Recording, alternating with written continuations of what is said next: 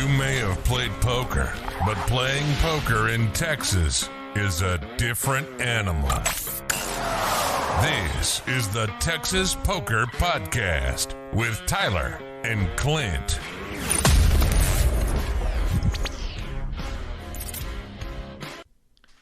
Hello, this is the Texas Poker Podcast. I'm Tyler. This is Clint. What's up, y'all? We are back with episode 58. I hear for this episode, we actually got some good news for the podcast. Yeah, I actually got an email saying that we've been posted on the 35 best podcasts. It actually came in on 22nd. Oh, very nice. That's really good. And I mean, they actually have some really good podcasts on there. So I was really kind of shocked. I was real happy just to be mentioned along the side of, you know, some of these really big name podcasts and everything. Like, it looks like Smart Poker Study, The Mindset Advantage, and Thinking Poker, Dat Poker Podcast. So, I mean, there's some really good big names on there. So, just to be mentioned on the list was really, you know, it was an accomplishment. Absolutely. And this is at blog.feedspot.com. We'll have the link in the bio if anyone wants to see it. Yeah, I think everybody, because, you know, we could get, some people get competitive with their stuff and all that. But really, if you're listening to our podcast, you listen to other poker podcasts and vice versa. You know, everybody end up poker and podcast. Tiny segment out there.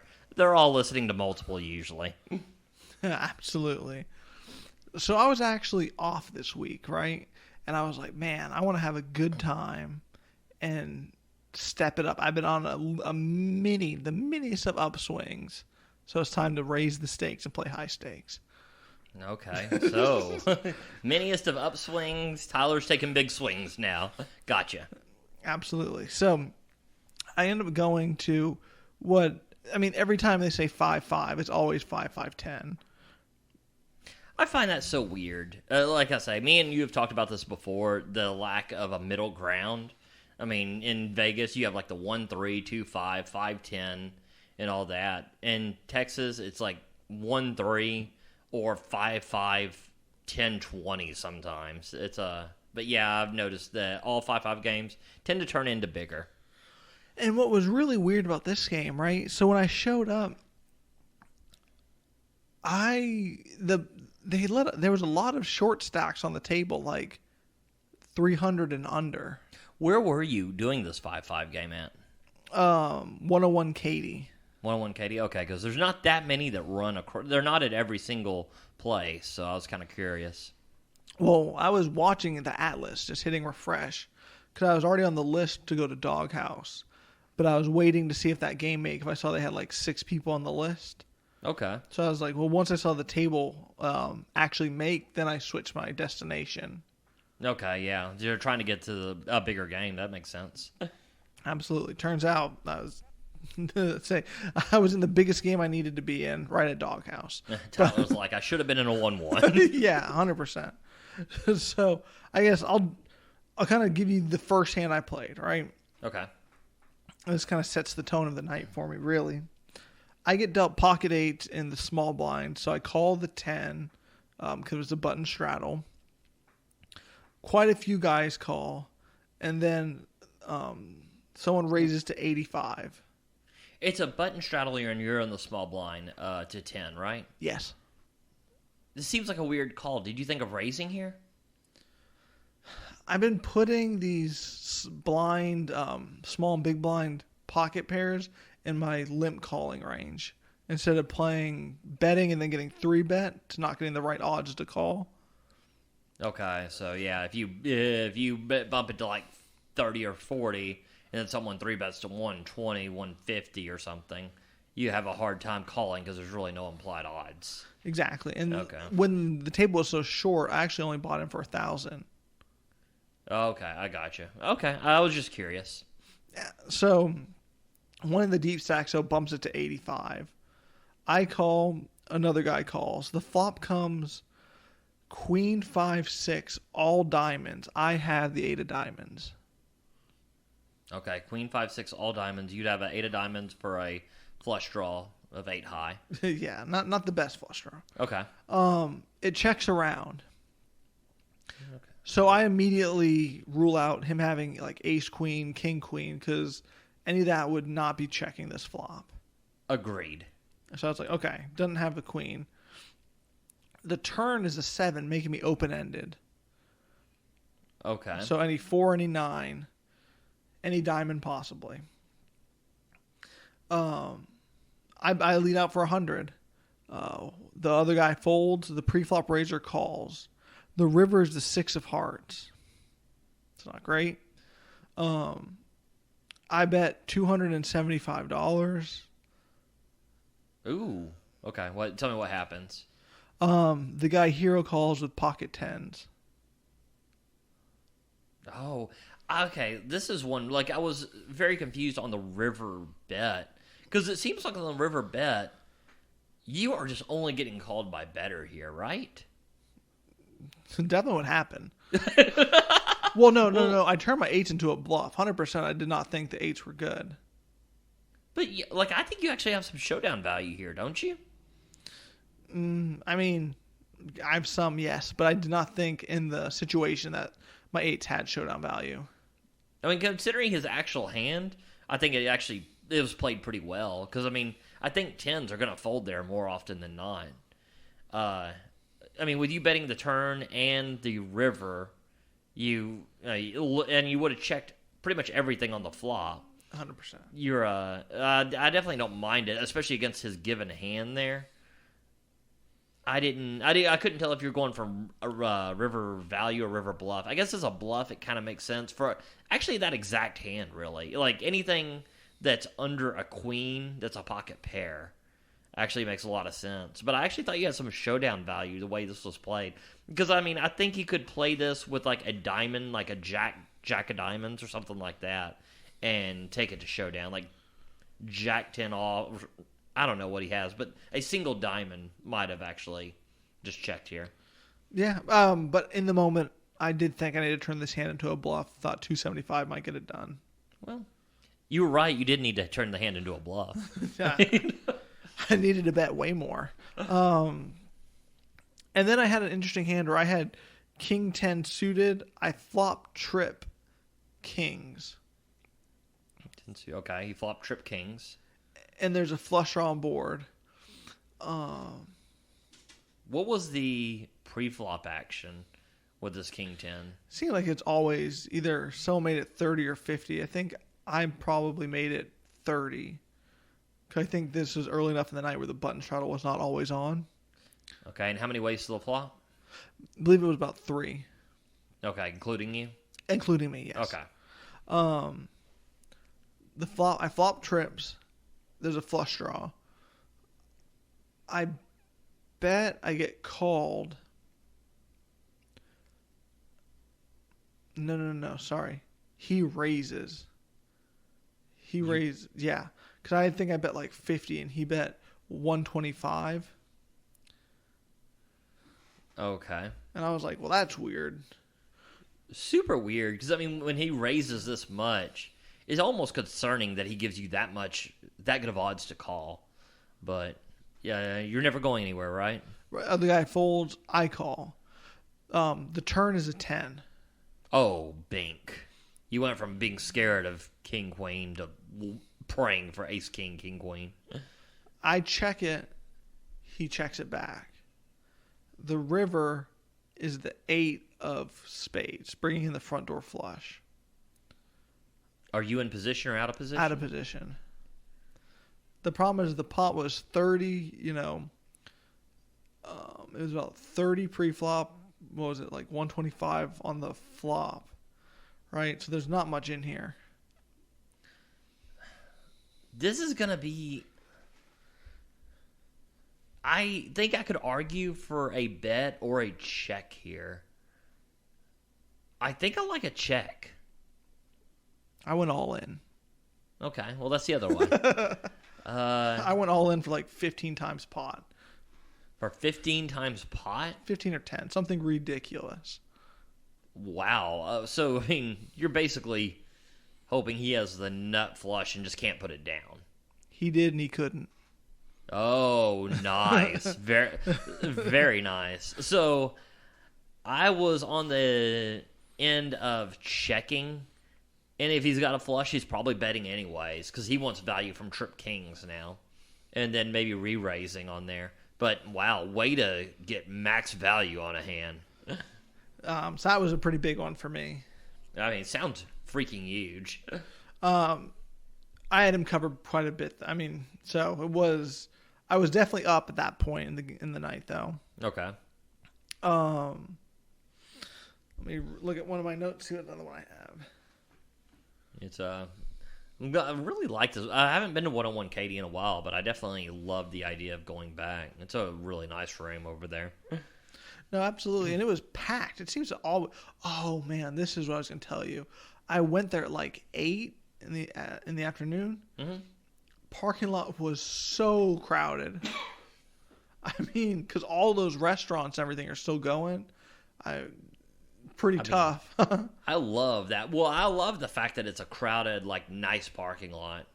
You heard they had another shooting in the Legends parking lot, right? I did not. I thought so. Now that's the third right there. I don't think it was from the Legends customers. I think it was from that hookah lounge. But I mean, just being in that parking lot is so dicey. God. What's it called? Oh, this was a pretty good one too. I ended up. I turned the second nuts with 6-7. So obviously the board was 8, 9, 10. And I was like, well, if this is how I'm going to go out, this is how I'm going out. Because I was in the straddle. I remember I was in the straddle. I had 6-7. I raised pre-flop. Flopped open-ended. Yeah, turned the second nuts. I bet $325. He jammed for $450. 450 more? No, total. So snap call. It's just a call, and I think he didn't show, so maybe just 2 pair. Yeah, 2 pair seems very logical. And then this is where things start kind of going sideways for me. I kept getting these weird hands where I'd get like straight draws, flush draws. And I would, bet the flop, bet the turn, barrel the river. And it bricked the river. And this guy to my right just kept coming in at the top of his range. Pocket aces. But he never really 3-betting him, which is kind of weird. He got pocket aces 5 times in 4 hours and pocket kings twice. Good God. There's times where I'm just praying for Jack 10 off just to play a hand. Yeah, I was going to say, I was just hoping for a ace. No. Well, you couldn't get it because he had all of them. Right. No, exactly. But, everything I was trying, not working. Front door flush comes in, I check raise the river big, get called by pocket aces. Just over and over again. It was not great for me. Does not sound great. It sounds horrible there. Let's see. Yeah, I'm looking at my notes. Yes, how's it going? I text you a picture of a crying little monkey. And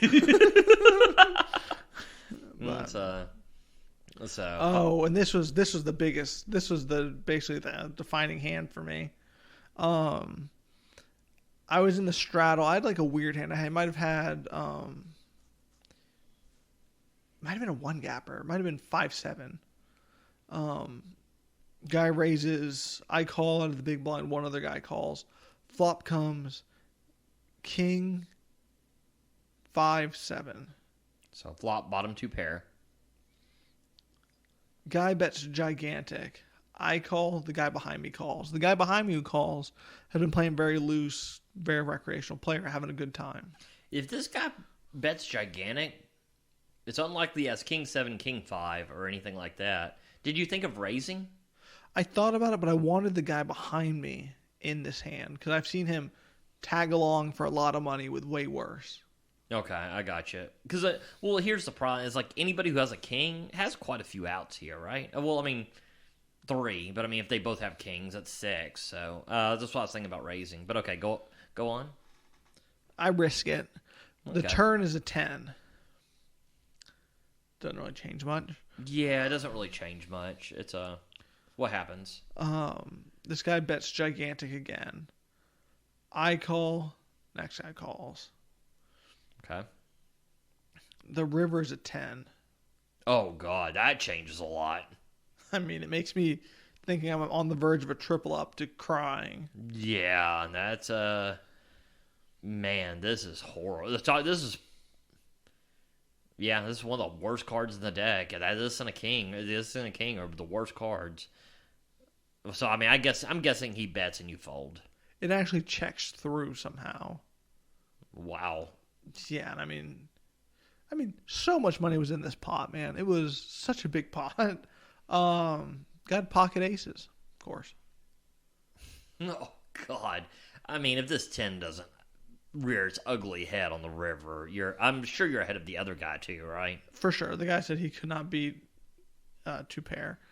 But yeah, so that's God, what a horrid river. But when you and I were talking about it later, you were asking if I ever should raise. Mm-hmm.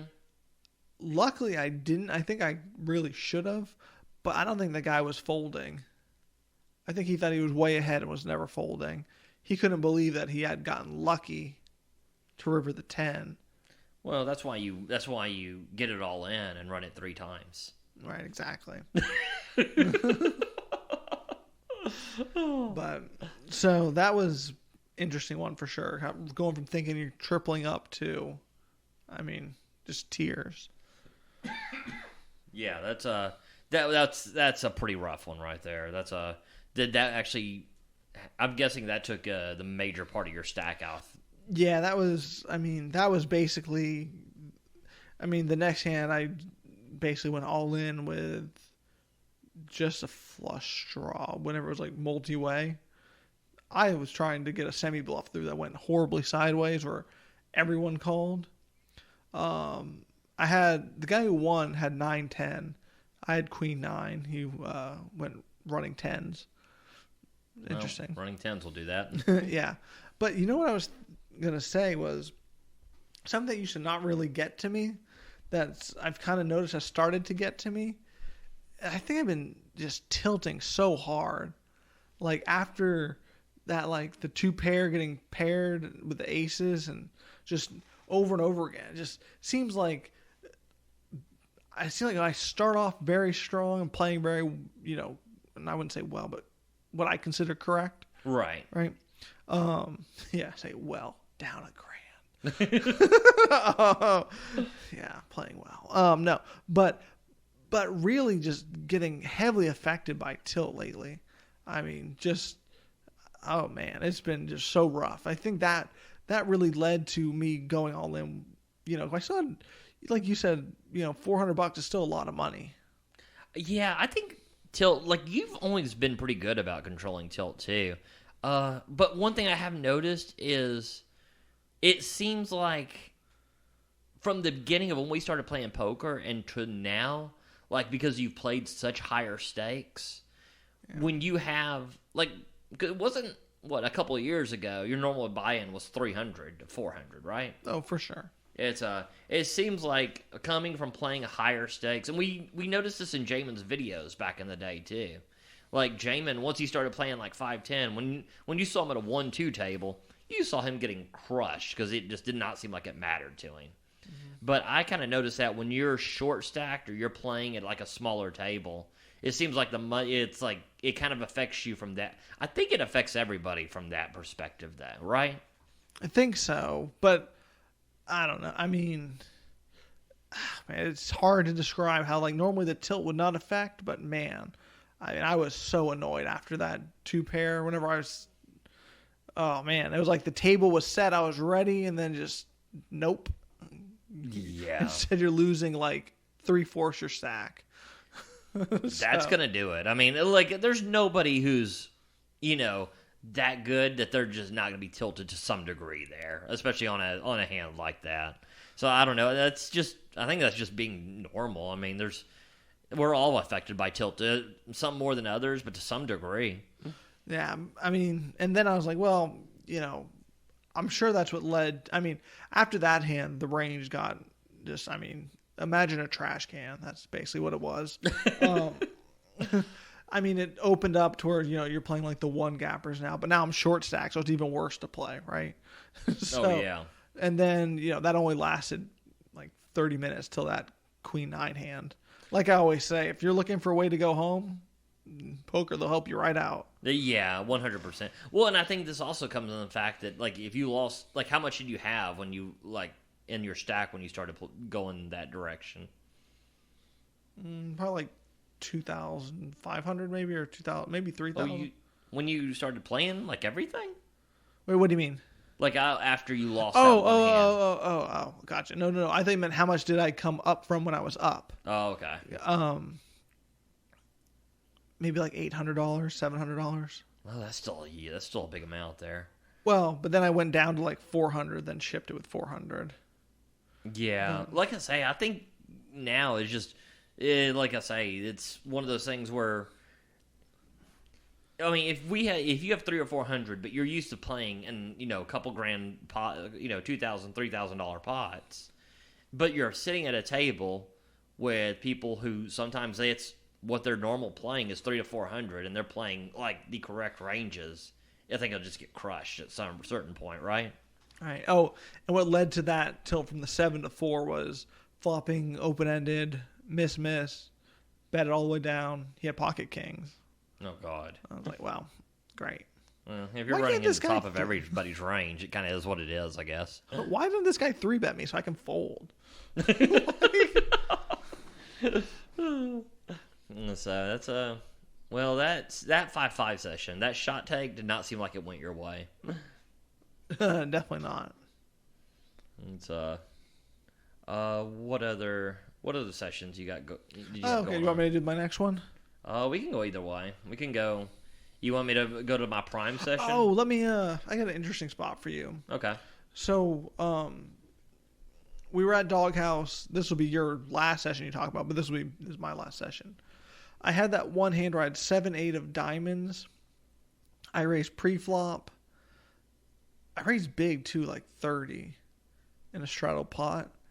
Okay. The flop came 8 diamond, 8-3 diamond. Was it a king or queen? You can call it either one. Yeah, it doesn't matter, I guess, at this point. But I overbet pot. Pot was about 90, 95. I bet 125. Trying to isolate that short stack and get the deep stack out, right? What ended up happening was I got the short stack out. The deep stack ripped it all in. And I thought he had about maybe 250, so almost double my bet. He actually had like 380. But I guess I'm still never folding, right? I'm already in for 125. I mean, if he just has an ace-high flush draw, then, I mean, you're actually ahead here. If he's got a king, or if he's got a pair, top pair, then you're about 50-50. I don't see where you're actually ever folding here. The only way is if you just know he's got, like, ace-king and dime. He's got top pair with the flush draw, which is very unlikely. Definitely, especially since the 8 was the only non-diamond out there. Yeah. But here's what we always say. Is he ever doing that with less? Is he ever doing that with just ace-king? Maybe with ace-king. But, I mean, obviously it was just a set of threes, right? I mean, in hindsight, I was like, of course. Even a set of threes, you're not running. I mean, you're running not great too, but you're still at 36%. You're probably around 32. You're probably actually around 30 to 31 because of the fact that he can draw you dead, turn you dead. But I don't know. I think I'm not sure that's what I'm questioning. If anything, I'm like, could you just bet lesser and accomplish the same thing on the flop? Well, my thing is I wanted that short stack either all in, because what I was trying to do was isolate the short stack, get him all in, so I'd be willing to be playing for like $75 more, right?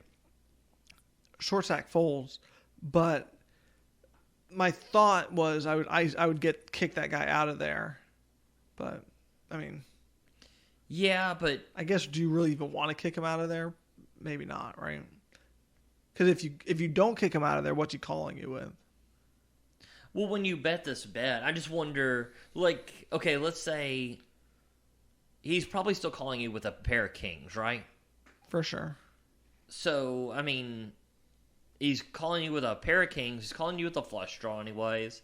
And I think a 3/4 to half pot size bet, I mean, he's still folding all his trash where he just doesn't hit, right? Oh, no, for sure. So that's kind of my thinking. I'm like, well, you really don't have to go over pot. You can just bet 75%, like 60 to 75%. If he's got a hand that he's going to call with, for the most part, he's just going to call here anyways. But you're not inflating the pot so much. And if he's got nothing, then he's still going to fold, and it's still going to be isolated, I think, right? No, absolutely. And then, of course, you're still in a weird spot if he goes over the top because you have such a strong hand. At least maybe you can fold. I don't know. I'm still not sure I'm folding here, even if he rips it up over the top. If I bet 75%. Well, too bad it didn't hit, I guess, right? Then you're a genius. Yeah, right? So that hand was devastating. Then after that, not much happened. I don't think really much happened when you were there, huh? I misread a PLO hand that ended up winning against you. That was interesting. Oh, did you? I don't even remember this hand. Remember I turned the set of deuces? Oh, yeah. God, I had flopped pretty good on that one because you bet pot, and when I was coming in, I had flopped, I think, top and bottom pair, and I was like, well, what do I do here? But I know, you're kind of starting out at PLO, so I know if you're betting, you have something. Or I misread my hand and I'm misrepresenting something. So I thought about potting it for a while and then just ended up checking it, or ended up calling. I don't remember. I think the turn was a pretty crappy turn. It was a deuce. That's right, because it made like an open-ended straight draw. Which I thought I had. So I think you bet and I just fold. But yeah, I definitely would have repotted it had it been, I think, anybody else on that hand, and that just killed me. And then, yeah, you hit a set of deuces that you didn't even know you had. No, I know I had the set of deuces. I thought I was open-ended, and then I was like, well, that's not those cards. So, so then you end up leaving. I end up being down, and I was like, well, definitely not going to double up by leaving, so I'm going to stay. So I stay and go to what I thought was round of each, ended up being just PLO. Ran pretty good at the beginning. Almost made a comeback. Then I got in this hand where I had ace 3. I think I had ace king 3. Maybe I don't remember the other card. I thought it was pretty big. It might have been like a queen or something. I had really good PLO hands. Flop trips. Flop was 3-3-7. Okay. The pre-flop raiser, I check it to him. He bets pretty big. Almost, I think, pots it. I only call. It was 3-3-7 complete rainbow. Another guy tags along. He calls. The turn, it was another face card I did not have. So I had ace. I definitely had ace king. I either had a 10 or a jack, so it was the other one. So it was either a 10. Okay. Right, it didn't help me. Yeah. So oh no, I could not have had that. I must have had ace king 3 9. That's what I think it was. Okay. And it was actually double suited. I do remember that. So you got trips and top kicker. Yes. Turn is a 10. He pots it again. I'm like, well, I call. The next guy folds. This is a pretty big bet here, right? Yeah. The river is an offsuit jack. Then he bets 300. I mean, it's not likely he has 8-9. I mean, I'm definitely calling this, right? I called. He only had pocket jacks. So I mean, the question is where do you play back at him, right? Is on 100%. It's I think so. And don't get me wrong, I'm not a PLO expert whatsoever. So this is coming from somebody who is learning. I've looked at some material, but I'm still in the beginning stages. It seems like on PLO, you right here. I think I like the repot on the flop, and what I think it does is at this point, if you repot this flop, it kind of isolates like. If he repots this is a problem. But at least it puts some truth serum to what he's got, right? No, I agree. So I think that would be the move. I think there's people who might say you just call the flop and then pot the turn, too. I don't know. It's... From someone who doesn't know PLO that much, and there's so many different... The problem is, if someone has a 3 here, then they also have... And you have them with the kicker, they also have 9 outs against you. Right. So that's why I think I like the pot on the flop, and just... Or, if they have a 7 here, they've also got, well, hopefully they don't have 3-7, or else you repotting is a horrible thing. But yeah, I think a pot on the flop is probably the move, coming from a non-PLO expert here. Yeah, well, actually, based on the results, it was the move. We're gonna be the most results oriented.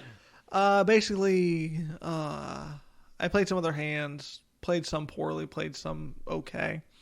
I mean, like, I don't know. PLO hands are hard to go over on a podcast. I'm going to get to the key ones for you. Yeah, that's true. I mean, I don't want This does not convert well to P. It's hard enough to keep up with Hold'em hands on a podcast. PLO is, especially when you get to double board Bob. Don't worry, it's coming. I know you're waiting for it. Yeah, we're gonna need all our listeners to be near a whiteboard. Yeah, that's what I'm saying. So I'm kind of skipping through all the medium-sized PLO hands just because it's a bit much. But here's one for you. This is a hand I'm not even involved in. I want to know what you would think. Okay.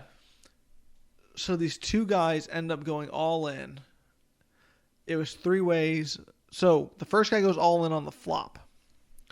The next guy folds the turn. So there's 2 guys all in now, right? Okay. The dealer automatically rips it, right? Okay. Didn't ask. No one said anything. They were just talking. Never asked. He rips it. The guy is the nuts. It's a very big pot. It's like $2,000 to $2,500. Right. The other guy says, well, I thought we were running it twice. We always run it twice. And the guy says, well, the dealer dealt it. And he's like, well, but we've always run it twice. The other guy says, okay, sure, we can run it twice, even after he won. And he lets him run it twice and chops it. Ooh. I'm never agreeing to this just on the fact that, not because I just won or anything, but I don't think anybody else. I think 99% of people, if he deals it out and runs it, and not to mention as he runs it once or before he deals a card, you can stop him in the middle of it. Because I did earlier in that session when that one guy was all in. Mm-hmm. And told that guy we can run it once or 3 times. Yeah, because that guy dealer was right on it, and he was just starting to rip it. I don't, man. Well, I guess at the end of the day, if that guy says okay, I mean that's. Like I say, I don't think unless you verbalize it to the dealer, I don't care what you always do. It doesn't matter. It's like, but. I guess nice of that guy, I guess. I don't know what to say about that, really. Yeah, I mean, it's one of those ones where you got to think, would someone else do that for you? Right? Like, are you... I don't know. That's, like, not are you the one... You're kind of the one, would it be like, not exposing yourself, but obviously putting yourself at risk there, right? Like in the game. Talk about an easy way to get angled, right? That's kind of more what I meant. Kind of... Because here's the thing: is he rips it once, and the other guy wins. Do you think that's what I'm saying? I mean, he was like, well, no, we only go twice. I'm not sure that would have come, right? That was kind of what I was trying to put together for you. Yeah, like I say, very nice of that other guy. I mean, but I will say now, if anybody's ever in a pot with me, it's like, unless it's verbalized as a dealer, yeah. And same thing, unless it's verbalized as a dealer, I lose, I sure as hell wouldn't expect them to be like, nope, keep going until this guy wins. Yeah. Yeah, we want this thing 50-50. But I thought that was a very interesting spot. And then basically, I guess you just call it just the complete disaster of the night for me, ends in this hand. Okay. Double board bomb pot, four-handed. I get pocket tens with an ace. So it was ace 10 of spades and like 10 nines, 10-8 maybe. Something like that. Offsuit. So I had ace 10 of spades and then like 10-8.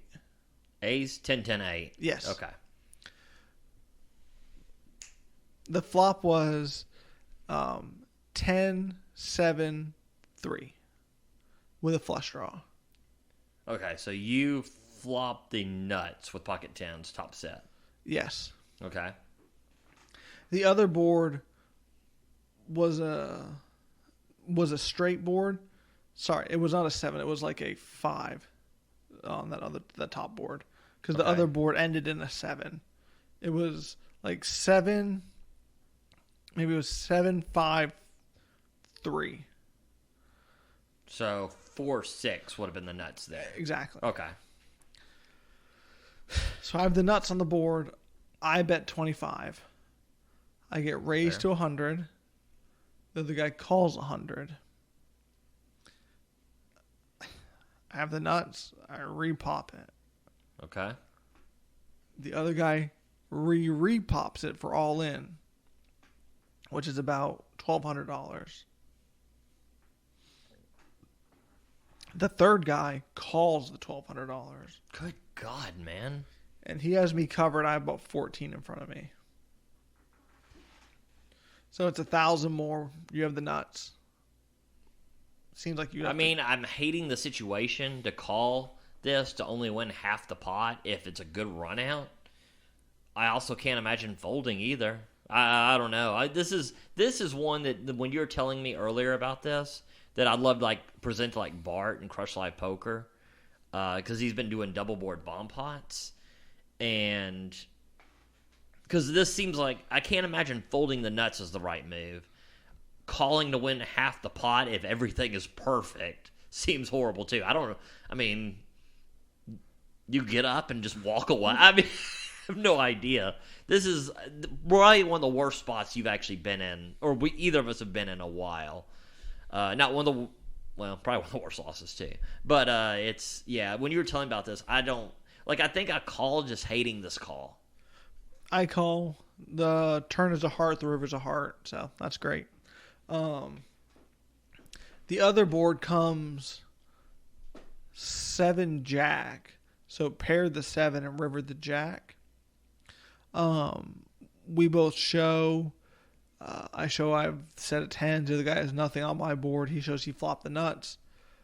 The third guy who had 100 in and called 1,400 pre-flop had nothing but a flush draw and jack 7 for running boat and the flush draw to scoop. Wow. Yeah, I don't know. Honestly, I'm usually feel like I'm pretty good at split pot games. This is one that just baffles me. I mean, obviously he should never be in there. I just don't know. This is such a tough spot. Because, okay, let's say somebody's on a flush draw. Then when you're calling, you're going to win half the pot for 64% of the time. And you're going to lose both 36%. I had a backdoor flush draw on the bottom, but that seems almost irrelevant. Something, I guess. I mean, if it would have hit, it would have been super relevant. Yeah. But it's so I don't know. I mean, like I say, I think this is just a tough spot. I can't imagine, especially when people are calling this light. Because who's call? Here's the other thing: is who's calling with just a flush draw on your board? I mean, it almost seems like it's more like a lesser set, Right. because I mean, if unless you have like 4-6 with like a 4 or 6 being the ace of hearts, like with the ace of hearts or something, where you have like a huge equity on the bottom board and just happen to have the flush draw up top. I don't know. These double board bomb pots are pretty difficult. I'd love to submit this to somewhere with a more expert opinion on this, because it's one of the more interesting spots I've seen. Absolutely. And as far as more expert, we could just submit it anywhere, I guess. But I mean, you could submit it to Subway, wherever. Yeah. And to end, what do you think of that bomb pot that I played where I got set over set, then flush over flushed? Like, what? Why? Oh, God, that was the dirtiest. Because I saw that. I honestly thought you lost the bare minimum on this pot, because you were so strong that you checked the river, and y'all both checked the river. I don't know how the other guy ever checks this river, and I 100% don't know how you check this river. I'm losing a shitload of money here. Yeah. So we'll go over, because, okay, you flop a set of 7s on top board. Deuces. I had deuces. Oh, that's right. You flop a set of deuces on the top board. And on the bottom board, you had a flush draw. Jack high. So you bet, the other guy calls. No, I had a flush draw with a jack, and then I turned another jack. So I had trip jacks with a flush draw. That's right. So you bet flop. On the turn, you bet it's a 7, which looks like a nothing card on that board. And then you have trip jacks with boat outs and a flush draw on the board. I don't remember. I'm guessing you bet this pot, right? You guessed right. Okay. The other guy calls. The river on the top board, there's really nothing going on it. I think there might be one weird straight that got there, but nothing obvious. And then you hit the flush on the bottom board, which, here's the thing, is you're a little nervous about a boat being there, but you have a set up top and a flush on the bottom, and you're blocking a lot of boats. And it goes check, check, and the other guy has the nut flush on the bottom board, which is a paired board, but he has a7 of hearts, and then has turned a bigger set on the top board. I tell you what, I don't know how this river played out, because the other guy was like, well, I only had a flush up there, but it was a paired board. Yeah, but you know how hard it is to be beat on both boards? I don't know, because you're 100% calling this river bet. Right. I mean, like I say, I thought you would, if I'm in your shoes, I'm probably losing a lot more, because I'm betting, I'm thinking I'll probably almost guaranteed to have one of the boards locked up.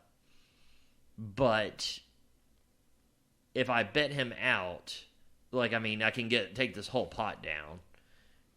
I mean, I'm definitely potting this and getting taken to school here. So I thought it was a great check on the river, because I do not think I would have done that. Yeah, I mean, ooh, the tilt began. Yeah, that should put you on tilt. That was just a murderer's hand. Yep, and it did, and that resulted in gigantic loss, like 2,000. Well, that ain't great. That's not what we're shooting for around here. Definitely not. Well, a loss for the Texas Poker Podcast. Tell us how Prime went. Oh, God. Okay, so it's Friday. I am ready to roll. And I get a call from a friend. I text him to see what one of these poker rooms that is going on. And he's like, well, let's go to this other one. He wants us to go to Kings and Cards. I have never been to Kings and Cards. I've only heard I haven't heard a ton of good. So I go with them. Not much going on there. They have a PLO game going, and does not look like they're getting much of anything else going. So I'm like, well, so we end up deciding we're like either going to go to Empire or Prime. They decide, I'm like, I'm good down for whatever. We end up going to Prime. So all fired up. We get there. There's no seats open. We all sit down for a sec. It's me and two other guys. They know I have to work the next day. So the first seat that comes up, they're like, why don't you take it? I'm like, well, definitely will. Because I'm kind of on a time limit. Work 18 hours on Saturday. I need to get my poker in and get back home. Well, that's what happened. That's so the first hand I am dealt, I get ace 8 of spades. It limps to me. I raise to 25. We go 4 ways to the flop. Flop comes 10-8-6 with 1 spade. I'm like, well, not guaranteed anybody has a 10 here. I can go ahead and bet and probably get more as a protection bet for an 8. And then if somebody does have a 10, I've got a lot of outs. Like any 8, any ace, any spade is looking pretty good. There is 1 call. On the turn, I bet 55 on the flop, and all 3 call. Oh, God. Yeah. And then the turn binks an 8. And I'm you're like, just celebrating now. I mean, I raised pre-flop. There's no way they can put me on an 8, I'm thinking, right? Right. It checks to me, I jam, player calls, and he has 8-6 he flopped 2 pair, and then turned the boat. And that was my first hand. Oh, God. So, I'm rebuying for my second hand. I'm already like, oh God, now I gotta catch up. I end up, and I think this goes maybe 1 round of poker, and I end up with pocket queens. A guy bets. I 3-bet with pocket queens. He bets, gets I think 1 or 2 calls. And I'm like, well, there's a great squeeze spot. And I'm always betting regardless of squeeze or not, with pocket queens here. Especially at Prime, where it's usually a looser game. He comes back around, and he 4-bets me. I know, in the squeeze spot, you're betting gigantic, right? Yeah, it was a pretty decent-sized bet here. Was it more than half your stack? Yeah, it was probably about half my stack. So I'm like, well, I go ahead and call, make the ace I go all in, praying for ace king here, and he has pocket kings. so about 8.5 minutes after sitting down at Prime, I am just going there and just crying to my car. I'm like, oh God, what has happened to me? So I think everyone has been there. I mean, that is maybe not that exact spot, 8 minutes, but sad going to the car for sure. Yeah, it was not the night I was intending. I will say that. So there's 2 things I want to talk about outside of my sessions. One is I've been playing around with that Club GG app, and I like the club I'm in on Poker Bros. I don't play a ton of online poker, but I do that. But this Club GG, I wanted to check it out for I don't know what the reasoning was, but got on there. Oh, it's because you go into the World Series of Poker, and they have World Series of Poker satellites, right? Was that what got me there? I thought so. Maybe so. All that's true. So yeah, I would assume so. So I get on there, and I'm not sure. So I end up going in what was it? Downloading it, getting it on there, and they have this kind of a cool thing. It's a $50 a month membership, and they have a ton of satellites. And the one thing I really miss about online poker, like in the Full Tilt Poker Stars days, are the satellites to the live events. Like, they had a ton, and I've yet to find a site that has a lot of this. But this actually has, for $50 a month, I get there's every hour there's one tournament, which is actually a pretty quick tournament. Like about 20 to 25% cash with like a level 2 ticket. Once you get the level 2 ticket, which is pretty easy to get, you go and do another tournament, which usually it's like a lot of them, like 1 out of 9 will cash. Like it's usually down one table with 9 players and one person will win. Oh, okay, that's cool. I like the sit and goes. Yeah, so it's so again, not the longest tournament, because that's one of my complaints about tournaments. And then at that point, you get the final stage ticket, which you actually get enrolled in. You can use it to enroll in some of these live events.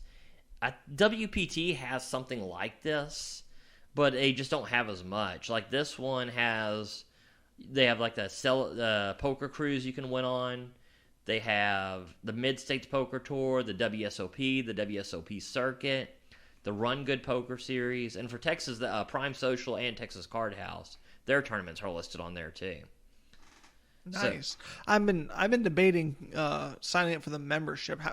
How would you recommend that $50 a month? I mean, do you feel like you get a ton of tournament play? I think so. I have been super, super stoked on this app. And I've talked to a lot of people on here who have won tickets to events. I think it might be one of those that actually is really profitable to do right now. Because, to make something like this work, you have to give so many seats away. Or else people are just going to, not do it. And I don't know. Like I say, I've been so impressed with it so far. On this, are you limited to how many tournaments you can do a month based on your $50? Do you have a set amount you can enter? No, it's unlimited. There's one every hour for a stage 1. Well, that sounds like just an amazing deal, really. I have been having so much fun, and we are not sponsored by this at all. It's just something I recommend to people because I've liked it.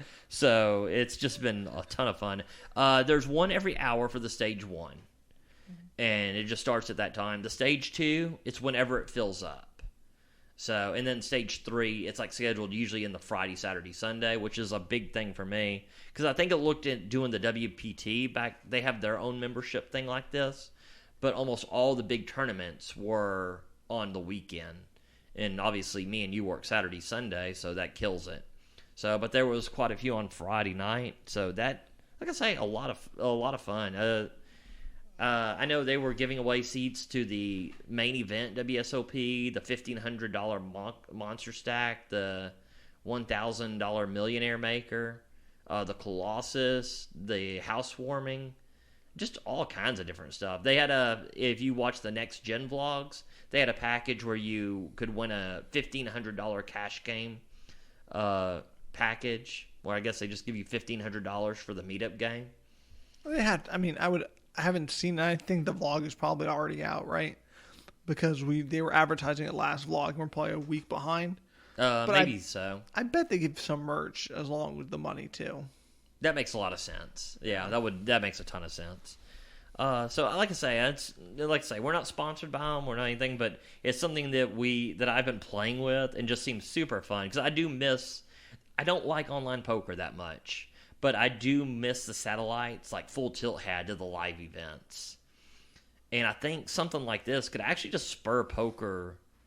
Because the one thing that when online poker died out, when they shut it down, all the kind of players who didn't play for a lot of money but had this, you could have the dream of playing for, entering like a $2 satellite and, winning your way up to the WSOP. I think something like this could really spur the growth of poker, too. I have to give it a try. Yeah, I definitely suggest it. I've been having a lot of fun with it. And, like, the Stage 1 tournaments are usually, like, 30... late registration's like 30 minutes. They're probably like an hour. So it's not, like, too time-consuming. Nice. Yeah, I have to look into it. And so, the other thing is there's a poker room down on the south side that... ends up that I haven't played in ever, but it's been around forever and a day, and I've always kind of had a curiosity. Whenever I go down to visit family over in Clear Lake, I usually go to Spades. Still love that poker room, but I wanted to try something new and ended up going to the South Houston right off of Fuquay. Holy crap! I was really, for something I haven't seen a whole lot of, when I went in there, very, very impressive. You said that was a great one to watch the sports games, right? Was that one with the TV? You said they have projectors? Oh, one of my big things that I complain about is there's not that many great poker rooms to watch a sports game. It's got one of the gigantic projected TVs, and it's not as bright or as big as 101, because 101 has it too, and I think 101's probably one of the best places as well. But South Houston, it's a little bit sharper and clearer because of the way the room is. And you can tell they have a lot of sports memorabilia and stuff like that around there. But it was one of the nicer poker rooms I have been in, and I was really pleasantly surprised. I mean, sad I lost $120 when I went in there. But going to like a new place and everything, if you are living the South Side, I still like Spades a lot. That gets the most action, is by far the place to go down there. But was super happy with how they did their room. It was a nice bar, just a great place to go and like watch a game and just chill. Nice. You know how I am with driving, so I probably won't check it out right away, but if you're there, check it out. Oh, yeah. Whatever 2 poker rooms are closest to you, they're going to get your business. 100%. Clint's traveling around the damn state, going to different places, creating content for the podcast. But Tyler, no, he's whatever one's right closest to him, that's where he's going. Basically.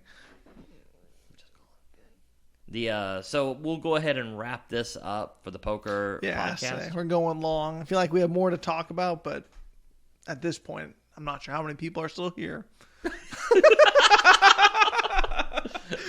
you get an award for making it this far.